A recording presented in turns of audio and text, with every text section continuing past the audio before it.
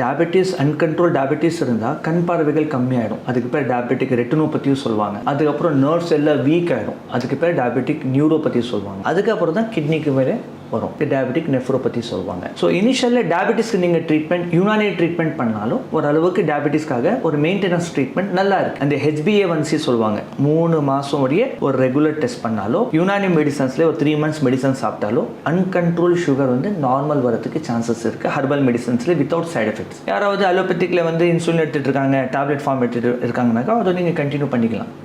So கம்ப்ளீட்டாக sugar normal ஆகிட்ட அப்புறம் allopathic medicines கொஞ்சம் கொஞ்சமாக கம்மியாக பண்ணிக்கலாம். அது மட்டும் கிடையாது, சுகர் வரதுக்கு எத்தனையோ காசஸ் இருக்குது. என்னன்னாக்கா நீங்கள் வந்து கரெக்டாக வேலை செய்யலை, கரெக்டாக எக்ஸசைஸ் பண்ணல, கரெக்டாக நீங்கள் டயட் பண்ணல, ரொம்ப வந்து ஆன்சைட்டி, ரொம்ப ஸ்ட்ரெஸ் இருக்குனாக்கா சுகர் லெவல் அன்கண்ட்ரோல் ஆகலாம். ஸோ அதுக்காக லைஃப் ஸ்டைல் சேஞ்சஸ் ரொம்ப இம்பார்ட்டன்ட். நீங்கள் மெடிசன்ஸ் மட்டும் சாப்பிட்டுக்கிட்டு டிவி உக்காந்து பார்த்துக்கிட்டு இருக்கிறது ஃபுல் டே பிரயோஜனம் கிடையாது. அதே மாதிரி ஒர்க் ஃபுல் டே உக்காந்துக்கிட்டே செய்கிறது. மினிமம் 10,000 steps பர் டே நீங்கள் வாக் பண்ணும். அது கம்பல்சரி சுகருக்காக. ஏன்னா நீங்கள் வாக் பண்ணாலே இன்சுலின் ஃபார்மேஷன் ஆகும், குளுக்கோஸ் லெவல் நார்மல் வரதுக்கு சான்சஸ் இருக்குது. ரெண்டாவது ஸ்ட்ரெஸ் லெவலுக்கு மெயின்டைன் கண்டிப்பாக பண்ணும். ஏன்னா ஸ்ட்ரெஸ் ஆன்சைட்டி இருந்தாலும் சுகர் ஏறிடும். நீங்கள் வந்து எதுவுமே சர்க்கரை ஐட்டம் சாப்பிடல, ஆனால் நீங்கள் வந்து உங்களுக்கு ஸ்ட்ரெஸ் ரொம்ப ஜாஸ்தி இருக்குன்னா சுகர் லெவல் ஃப்ளக்சுவேஷன் ஆகும். அதே மாதிரி 8 hours நைட்டில் கம்பல்சரி தூங்கணும்.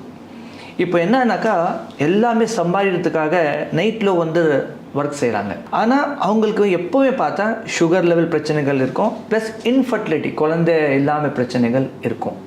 ஸோ அதுக்காக இந்த லைஃப் ஸ்டைல் சேஞ்சஸ் நீங்கள் தான் செய்யணும். இதனாலே அப்நார்மல் ஆனால் தான் டயபெட்டிஸே வருது. ஸோ கண்டிப்பாக இது கொஞ்சம் ப்ளஸ் வந்து சுகர் சாப்பிட்றதுன்னு சொல்லி சொல்லுவாங்க டயபெட்டிக் பேஷண்ட். கேட்டுகிட்டே இருந்தால் இல்லை டாக்டர் வீக்லி ஒன்ஸ் எடுக்கிறோம் அப்படின்னு சொல்லி ஸ்டார்ட் பண்ணுவாங்க. அப்புறம் டெய்லி கொஞ்சம் தான் சாப்பிட்றேன்னு சொல்லி ஸ்டார்ட் பண்ணி அவங்க கண்டிப்பாக டயட்டில் ஒயிட் சுகர் இருக்கும் எப்போவுமே. இல்லை நீங்கள் கம்ப்ளீட்டாக ஒயிட் சுகர் நீங்கள் அவாய்ட் பண்ணுறீங்க, கார்போஹைட்ரேட் ஃபுட்ஸ் அவாய்ட் பண்ணுறீங்கன்னாக்கா கண்டிப்பாக சுகர் லெவல் வந்து நார்மல் ஆகிறதுக்கு சான்சஸ் இருக்குது.